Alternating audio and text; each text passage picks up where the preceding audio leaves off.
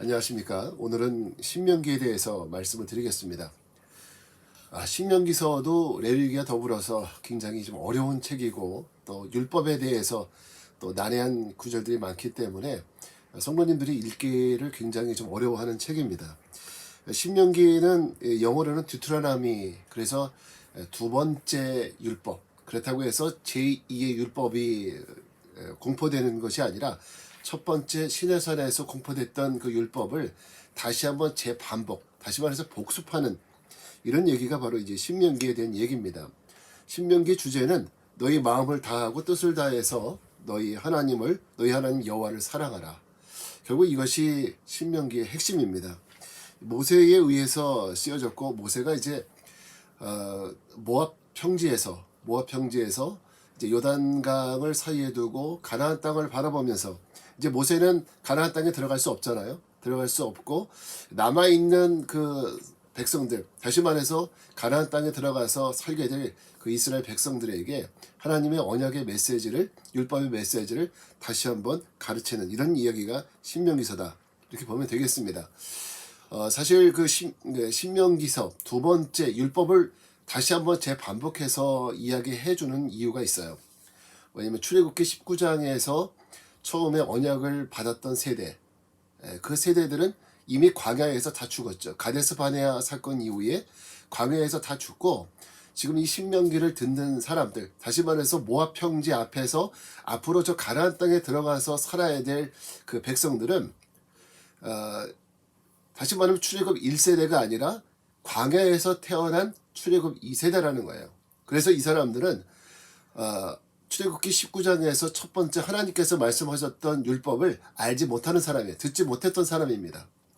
그래서 그들에게 이제 하나님의 율법을 다시 한번 가르쳐주고, 그리고 언약을 맺는 거예요. 이 하나님의 말씀대로 살아가야 한다는 이런 언약을 맺는 이야기가 바로 이제 신명기의 말씀이라고 볼 수 있습니다.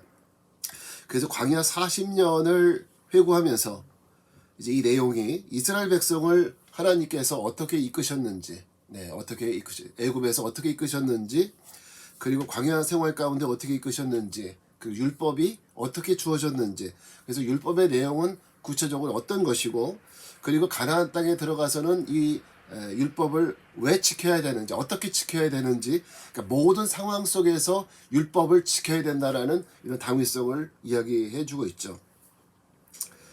자, 그래서 하나님의 언약의 백성으로 살아가기 위해서 가장 중요한 거 다른 게 아니라는 거죠.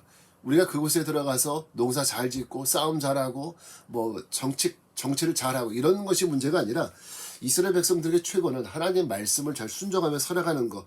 그러면 하나님의 나머지는 다 책임지신다는 거예요. 하나님 말씀의 율법에 순종하면 이방의 적들도, 그리고 경제적인 부분, 모든 부분들 다 하나님 책임지신다는 거죠. 그래서 율법과 규례를 지키는 이런 삶을 강조하고 있습니다. 자, 그래서 이제 이 신명기의 내용을 보게 되면, 전체적으로 보게 되면 신명기는 34장으로 되어 있습니다. 이 신명기 44장까지의 내용은 이제 세 번의 설교와 모세의 마지막 유언과 같은 말로 되어 있어요. 그래서 1장부터 4장 43절까지는 첫 번째 설교, 광야 생활을 우리가 어떻게 해왔는지 회고하는 내용이고, 두 번째 설교 4장 44절부터 26장 19절, 26장까지는 두 번째 설교인데, 10계명의 내용, 그리고 하나님께서 명령하신 구체적인 준수해야 하는 명령들, 그리고 신명기 율법들에 대해서 이야기해주고 있습니다. 27장부터 30장까지는 세겜에서 맺은 언약, 다시 말해서 세겜이라는 것은 결국 요단강 앞에서 우리가 이제 언약을 맺는 거예요. 출애굽 2세대에게 이 약속을 지킬 거냐 안 지킬 거냐, 하나님이 약속하신 땅에 들어가서 이 약속을 지키면서 살아야 된다는 맹세를 하는 거예요. 그래서 이 말씀 가운데 언약을 지키는 자에게는 하나님께서 들어가도 복을 받고 나가도 복을 받고 이런 복을 주실 것이고, 하나님 말씀에 불순종하는 자에게는 이제 저주가 임할 거다라는 얘기입니다. 이 얘기가 결국 이제 앞으로 여호수아부터 시작하게 되는 구약의 역사서 속에서 가장 핵심적인 하나의 그 강줄기가 되는, 역사의 줄기가 되는 것이고요. 이 줄기에 따라서 순종과 불순종이라는 하나님의 말씀의 순종과 불순종이라는 이 역사의 빨랫줄 위에 이제 여러 가지 각종 사건들이 어떻게 반응이 되었는지 우리가 이제 알 수 있게 되는 거죠. 자, 모세의 마지막 설교가 31장부터 34장까지 나와 있습니다. 그래서 거기에서는 이제 모세를 이은 새로운 지도자 여호수아를 세우는 이야기, 그리고 모세가 마지막으로 하나님께 영광을 돌리고 그리고 느보산에 올라가서 죽는 이런 이야기까지 되어 있습니다. 우리가 이것을 보게 되면 모세와 같은 죽음 정말 부럽습니다. 우리도 모세와 같은 죽음을 맞이해야 될 것 같습니다. 정말 하나님의 그 주신 사명을 위해서 최선을 다해서 모든 것을 다 헌신하고 바쳤습니다.